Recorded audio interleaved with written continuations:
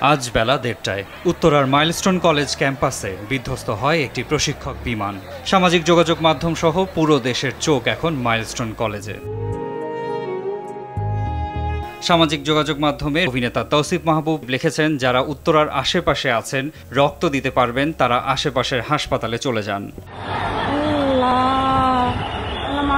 অভিনেত্রী সাদিয়া আইমান লিখেছেন, উত্তরার সব হাসপাতালে বার্ন হয়ে যাওয়া বাচ্চারা আসছে, ম্যাক্সিমাম ক্লাস 6 এবং 7 এর বাচ্চা। আপনারা যেভাবে পারেন ব্লাডের জন্য আসেন।